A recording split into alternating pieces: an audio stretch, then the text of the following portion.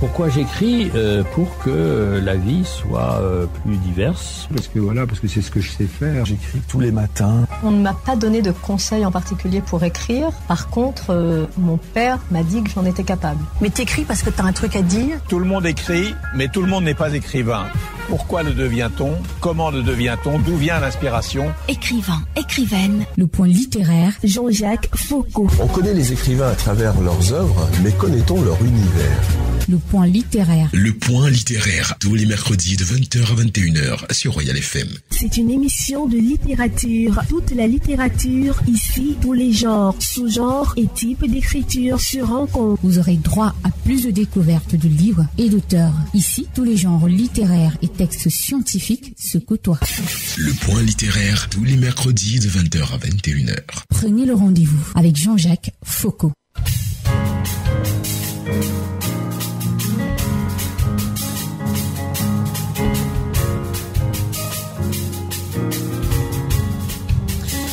Voici le premier livre de la soirée, Enin-Ya-Akoba, un morceau choisi des scènes de vie de A à Z dans la société traditionnelle Ekan. Un livre écrit par Jean Kendi, qui lui est né dans son village Nkolang 2, en pleine forêt, dans le clan Ngap de l'arrondissement de Sa. Une formation pluridimensionnelle.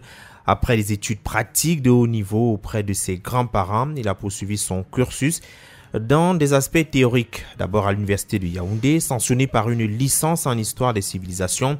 Ses études ont continué à l'université catholique de Louvain en Belgique par un DEA en environnement et développement, achevé par un doctorat en anthropologie du développement.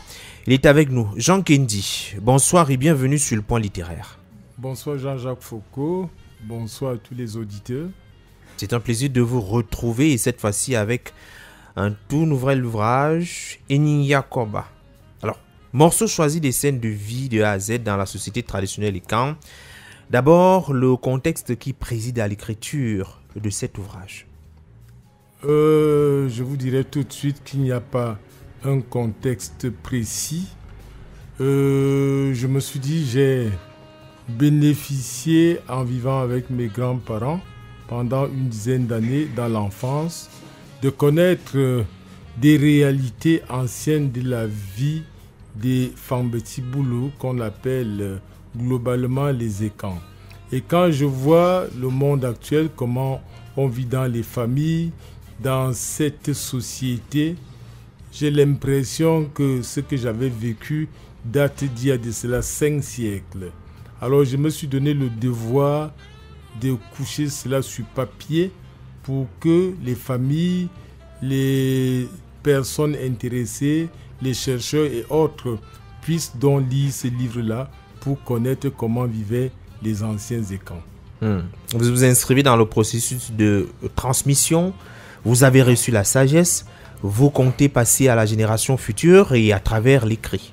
Oui, tout à fait, parce que si j'ai eu la chance, j'étais avec par exemple deux cousins qui n'avaient pas eu cette chance comme moi de faire des études et moi j'ai pu les faire, donc je me suis senti presque obligé de transmettre par écrit ce que j'ai pu vivre auprès des grands-parents. Donc c'est un devoir, c'est une mission. Morceau choisi des scènes de vie de A à Z dans la société traditionnelle Ekan. Alors ce livre, de quoi parle-t-il? À qui d'abord est-il adressé? Ce livre est adressé d'abord aux descendants de ces ancêtres-là, c'est-à-dire les Fambeti-Boulou actuels, la génération actuelle. Elle doit connaître comment leurs ancêtres ont vécu. Mais comme nous sommes dans le vivre ensemble, les autres communautés aussi pourraient très bien lire ce livre-là et comprendre comment vivaient les anciens Ekans. Donc finalement, ce livre, c'est pour tout le monde. Tout le monde peut trouver son compte là-dedans. Qu'on soit Ekan ou pas, c'est un livre qui est ouvert. Et il contient quoi ce livre? Le titre est très clair là-dessus. Les scènes de vie. Les scènes de vie, c'est la vie quotidienne qu'on mène dans la société. Et alors, il y en a tellement. Et par choix, j'ai donc dit de A à Z. Donc, ça veut dire que j'ai choisi 26 scènes de vie qui vont de la naissance à la mort. Oui. Parce que la naissance, c'est le début d'une vie et la mort, c'est la fin d'une vie. Donc, entre la naissance et la mort, il y a beaucoup de choses qui se passent. Et ça que j'ai appelé des scènes de vie que j'ai choisies. Voilà donc en gros le contenu de ces livres-là. Il faut dire que vous commencez par le village tel qu'il se présentait à Dzal. Oui. Alors, d'abord, la présentation physique, sur le plan physique, qu'est-ce qu'on pouvait voir, qu'est-ce qu'on pouvait observer lorsqu'on arrivait dans un village, dans la contrée des Ekans? Bon, je vous dirais déjà tout de suite que le village Ekan ne se présentait pas tel que nous l'avons aujourd'hui. Parce que l'époque que j'ai décrite, il n'y avait pas de route, il n'y avait que des sentiers. Oui. Les hameaux étaient isolés en pleine forêt. C'est d'autant plus que les gens étaient soucieux de leur indépendance. Dès qu'un jeune garçon devenait plus ou moins adulte, il prenait femme, il quittait le sillage, le voisinage du hameau paternel pour aller créer son petit village, son hameau aussi en pleine forêt. Et tous ces hameaux, des gens qui appartenaient dans le même clan, étaient donc reliés entre eux par des sentiers. Et c'est comme ça que cela s'est présenté. Donc il n'y avait pas une agglomération de cases au départ. C'est vrai qu'à un moment donné, comme les patriarches Ekan étaient habituellement, pour ne pas dire toujours polygames, ils avaient toujours donc des cases. Il y avait la case du patriarche et derrière ou à côté les cases de ses épouses. Oui. Et c'est comme ça donc que se présentaient donc les habitations Ekan de cette époque-là. Il fallait dire que lorsqu'on arrivait dans un village, on pouvait bien se rendre compte qu'il y avait des différences entre les cases. Il y avait la case effectivement que monsieur... et il y avait aussi une case pour les concertations. Non, il n'y avait pas une case en fait pour les concertations telles que vous dites là. Oui. Et il y avait un patriarche, un Nyamoro, comme on l'appelait, qui était là avec ses épouses. Et ses épouses avec ce qu'on appelait l'Enda. L'Enda, c'est la maison, la case de la femme. Et le patriarche qui était l'époux, sa case s'appelait là-bas. Et c'est dans là-bas qu'il recevait donc ses frères pour parler des problèmes du village, de la famille, ou bien manger ensemble. Donc ce n'était pas une maison particulière, c'était la maison qui était la propriété de l'homme là-bas. Et c'est là où on débattait des problèmes du village, souvent entre hommes. Parmi les scènes de vie présentées dans l'ouvrage, il y a l'accouchement. Donner vie, donner naissance à un être nouveau, s'accompagner d'un certain nombre, on ne va pas dire rituel, mais d'un certain nombre d'actes qu'il fallait poser. Il y avait des femmes qui avaient reçu l'expérience nécessaire, qui accompagnaient la future maman dans cet exercice. Oui. Et l'accouchement, c'était un moment très délicat dans la société traditionnelle Ekan. D'abord, il n'était pas autorisé que les hommes assistent à un accouchement. Et habituellement, il y avait 3 femmes d'expérience, les sages-femmes traditionnelles, qui avaient donc la charge donc de faire sortir l'enfant. Et ce n'était pas seulement le jour de l'accouchement. Elles accompagnaient, c'est presque comme maintenant, les femmes vont voir des gynécologues et autres pour le suivi de la grossesse. Donc, la future maman était préparée par ces femmes expérimentées qui lui donnaient des potions et autres afin que le jour J, que l'enfant ne présente pas de difficultés pour sortir. Et quand ce jour arrivait, les sages-femmes amenaient la future maman derrière une case, derrière une dalle d'une d'entre elles, et puis sur les feuilles de bananier, la future maman était couchée sur le dos, et puis le travail d'extraction de l'enfant commençait, la maman poussait et puis les sages-femmes avaient le devoir donc de sortir l'enfant. Et habituellement, tel que ma grand-mère me racontait, elles étaient habituellement à 3. Oui. C'est-à-dire chacune veillait sur... et justement, elle se surveillait parce que dans la société traditionnelle et quand le moment de l'accouchement est habituellement le moment où on donne les voux à un enfant. Les voux, c'est ce pouvoir habituellement qui est négatif, qui fait du mal. On mange les gens ongbel, comme on dit. Ce sont les gens qui ont les voux. Et c'est habituellement à la naissance qu'on donnait cela aux enfants. Donc, les matriarches se surveillaient, se neutralisaient plus ou moins. Donc, et c'est comme ça que cela s'est passé. Il faut dire que la société Ekan a toujours été plutôt bien organisée, régie par des lois. Des lois qui étaient définies, qui donnaient l'autorisation ou interdisaient un certain nombre d'actes ou de scènes. Oui, mais justement parce que actuellement, de nos jours, les gens pensent que les sociétés africaines n'avaient pas de sens, n'étaient pas bien organisées et que c'est le colon qui a apporté la vraie organisation, et ce qui est tout à fait faux. Parce que la société traditionnelle Ekan était bien organisée. On a beau dire que c'était une société acéphale, c'est-à-dire sans chef, mais le mode d'organisation était assez efficace. Oui. Quand il y avait un problème, les aînés des familles se mettaient ensemble et débattaient et trouvaient la solution pour que le problème n'existait plus. Et en plus donc de cela, vous avez parlé des interdits.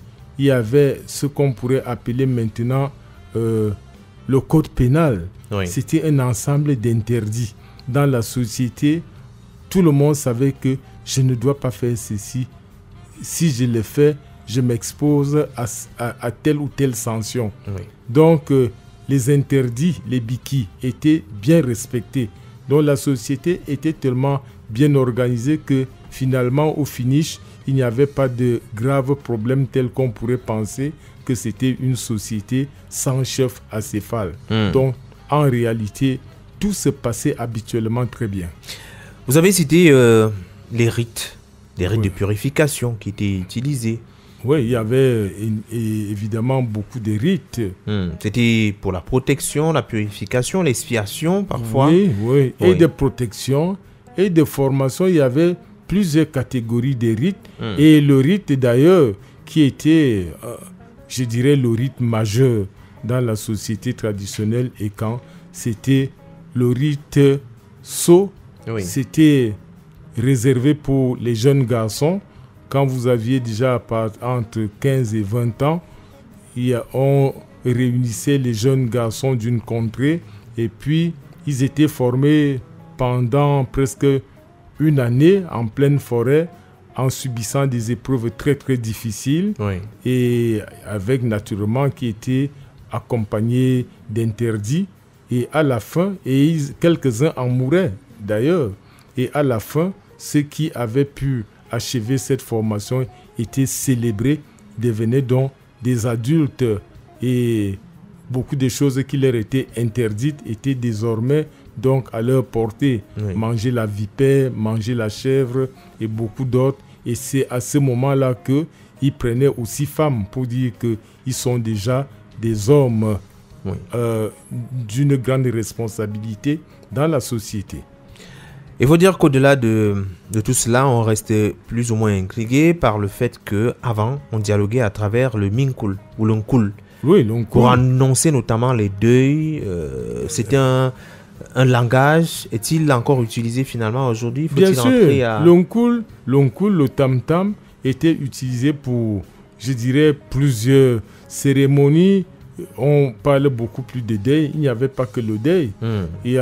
Quand un patriarche avait tué un bon gibier, il avait son bon vin de palme, il appelait par l'onkul un de ses frères pour venir le trouver et partager son vin ou son plat avec lui. Et quand il y avait telle chose, peut-être les luttes traditionnelles, tel clan devait être opposé. Habituellement, c'était toujours l'Onkul. C'est avec l'Onkul qu'on annonçait. Et quand il y avait deuil, et c'est toujours avec l'Onkul qu'on annonçait. Et cela se relayait. Vous pouviez avoir une information aujourd'hui, tout à l'heure, et à 30 km, 10 minutes après, les gens sont déjà au courant. Parce que les appels se relayaient. Dès qu'on veut passer une information, on sait qu'elle s'adresse à tel autre est au courant, et relaie jusqu'à ce que les concernés soient au courant. Et l'Onkul, évidemment, c'était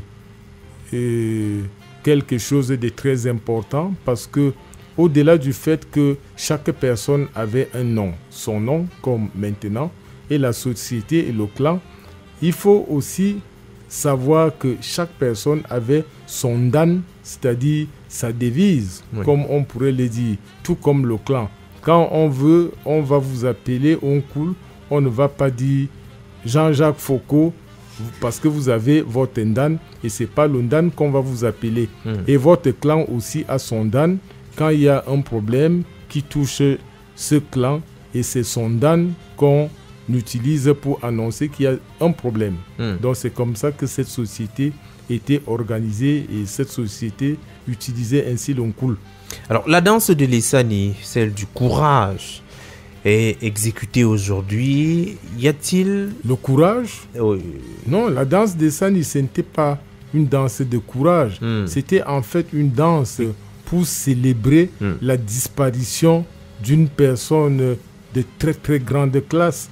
Quand un patriarche décédait, évidemment, on organisait cette danse-là pour dire qu'un patriarche est parti. Et quand on tuait par exemple soit un gorille, soit une panthère, parce que ces animaux terrorisaient les gens dans les villages, on célébrait aussi les Sani. Et pour revenir d'ailleurs, dans le cas d'un patriarche, quand un patriarche décédait, et c'était un Essani vraiment majeur qui était organisé et chaque entité jouait un rôle particulier et il y avait particulièrement deux. Il y avait les oncles maternels du défunt qui jouaient un très grand rôle, mais aussi les neveux utérins du défunt. Ceux-là avaient la charge de venir battre les veuves et les enfants du défunt avec les tiges de bananier. Et ils étaient donc les seuls autorisés pendant les Sani à avoir des tiges de bananier qu'ils utilisaient pour battre les veuves et leurs cousins. Alors Jean Kendi, pourquoi est-ce qu'il faut lire ce livre-ci précisément? Bon, il faut lire ce livre-là déjà pour, je dirais, connaître son passé. Maintenant, je suis intrigué. Je suis historien et anthropologue et cela me fait mal de voir les gens dans la société actuelle qui ne savent rien de la vie de leurs ancêtres. Et nous sommes beaucoup plus intéressés à connaître comment les Gaulois mangeaient, comment ils s'habillaient, comment ils font ceci. Bref, nous sommes attirés seulement par la culture des gens qui sont venus nous dominer. Et on est en train d'oublier complètement et parfois certains d'entre nous ont honte même de parler leur langue, de manger ce que leurs ancêtres mangeaient. Donc c'est une faute grave. Et j'ai écrit dans ce livre pour plus ou moins un retour aux sources, que les gens puissent comprendre comment ils vivaient, toucher du doigt ce qui se passait et pourquoi pas sur certains aspects revenir là-dessus. C'est ça, vous savez, on ne peut pas se développer avec les cultures des autres. Tout développement est basé sur une culture précise des populations qui veulent l'avoir. Il y a là-dedans des scènes de vie, les activités pratiques, pêche, vannerie, chasse, tout est expliqué. Alors finalement, vous restez dans la même lignée que le premier livre? Oui, disons, le premier livre, ça parlait des expressions qu'on utilise chez les Bétis Parce que pour communiquer, il y a ce qu'on appelle le langage des enfants et le langage des adultes. Le premier livre qui a pour titre « Expression de sagesse » chez les Betty à travers la faune et la flore présentait en fait les mots et phrases utilisées par les adultes pour communiquer. Quand j'étais petit et que mes grands-oncles, ma grand-mère et ses coépouses parlaient, je comprenais tous les mots, mais je ne pigeais rien du sens de ce qu'ils disaient. Parce que c'était codé, c'était une langue soutenue.